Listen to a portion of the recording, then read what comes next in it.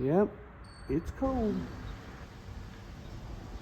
Well, maybe I am going to put on the heated gear this morning. Wow.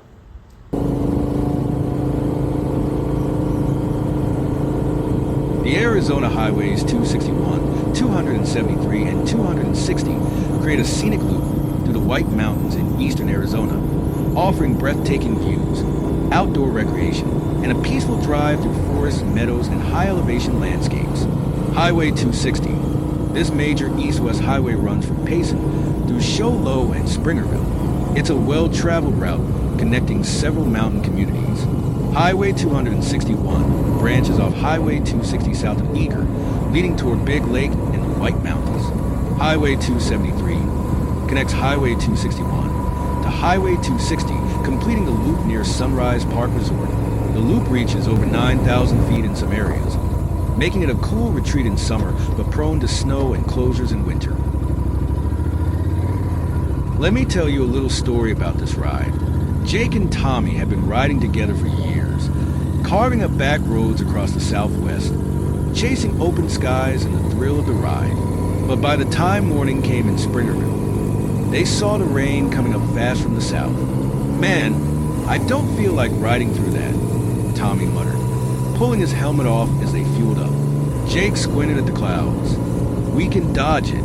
Take 261 up over the pass. Swing around on 273. Should be dry on the other side." Tommy looked at him skeptically but shrugged. "Fine, let's ride." The two gunned their bikes onto Highway 261, climbing steadily into the Apache Sitgreaves National Forest. The road twisted through tall pines, the cool morning air biting a little more than they expected.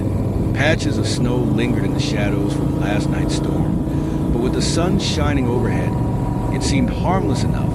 By the time they hit Big Lake, the world was bright and crisp, a perfect high country morning. But as they leaned into the long sweeps of Highway 273, heading north, the wind started to pick up. Then, just as they crested the pass, the world changed. A wall of dark clouds boiled over the peaks, swallowing the sun. The wind hit like a hammer, blasting ice-cold air through their gear. Jake signaled to pull over, but Tommy barely had time to react before the first flakes hit. Big, heavy, and fast. Within minutes, the temperature plunged into the 20s, and the wet road started icing up. "This is bad," Tommy shouted over the wind, his breath already fogging inside his visor. "No kidding," Jake yelled back. They had two choices. Turn back the way they came, through the worst of the storm, or push forward and hope they could drop elevation fast enough to escape the ice. Jake revved his bike. "We keep going." They crept forward, their tires slipping on the fresh snow. Every turn felt like a gamble, the road vanishing into white squalls. At one point, Tommy nearly lost it on a downhill, catching himself just in time. After what felt like hours, the road finally started to clear as they dropped lower, the snow turning back to light flurries, then just damp pavement.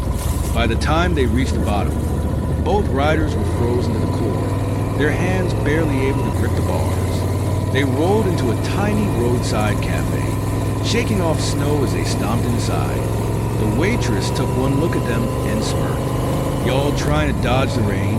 Tommy shot a glare at Jake before slumping into a chair. "Yeah, and we found something worse." Jake grinned, rubbing his hands together over a steaming mug of coffee. "But we made it, didn't we?" Tommy shook his head and laughed. "Barely. Outside, the storm raged on over the pass. But down here, they were safe, just two riders with another story to tell."